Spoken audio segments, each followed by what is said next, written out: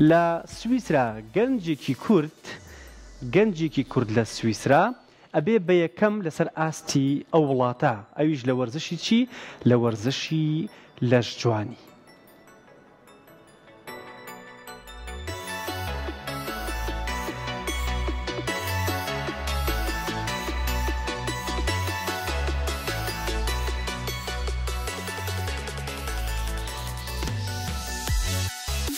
سیروان نووری گەنجێکی کوردی دانیشتووی سویسرایە و وەرزشی لە ژوانی دەکات و خاوەنی لە شولارێکی جوانە و لە وڵاتە بەشداری دوو پاڵەوانێتی کردووە. سەرەتا لەسەر ئاستی شارەکەی خۆی پلەی یەکەمی بەدەستهێناوە، دواتریش لەسەر ئاستی هەموو سویسرا چواتە کێبڕکێکی قورسەوە و لەسەر ئاستی خۆی لە جۆری فیزیک لە کێشی 67 کیلۆگرام و باڵای 170 سانتیم پلەی یەکەمی بەدەستهێناوە و نازناوی پاڵەوانی سویسرایی بردوێتەوە. ئەم گەنجە کووردە خەونی گەورەتری هەیە و بۆ پاڵەوانێتی دواتر خۆی ئامادە ئەکات و دەڵێ لەسەر ئاستی ئەوروپاش ئێوێ نازناوی گەورە بەدەستبێنێم. سیروان نووری لە لێدوانێکی تایبەتدا بۆ سپۆرت مەگەزین باس لە سەرکەوتنەکەی خۆی دەکا لە پاڵەوانێتی لە ژوانی و لە ئاستی خۆی وەک گەنجێکی کورد لە ناو ڕکابەرەکانی دیکەیدا.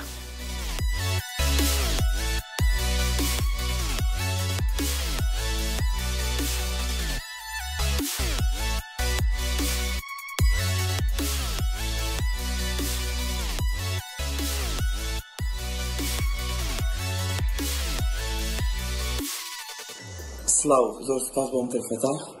سەرەتا من وەکو کوردی دانیشتووی سویسرا لە پاڵ ژیانکردن لەم وڵاتە خەریکی لەشجوانیم. ماوەی ساڵێکە تەقریبەن بڕیارمدا بەشداری بکەم لە چەند پاڵاوەتێک لەسەر ئاستی وڵاتە.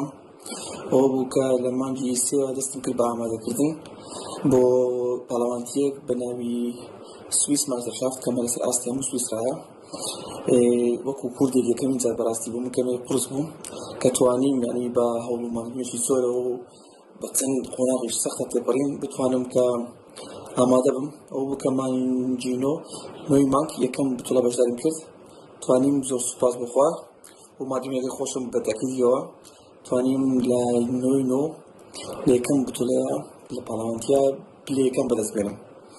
ئەوە بوو کە 2 هەفتە دوایەوە پاڵەوانتی گەورەکە 23 مانگە لەویشە توانیم یعنی وەکو کوردێک لە ناو ئەم یاریزانە پلەی یەکەم بەدەستبێنم. بۆ من دەستکەوتێکی زۆر باش بوو.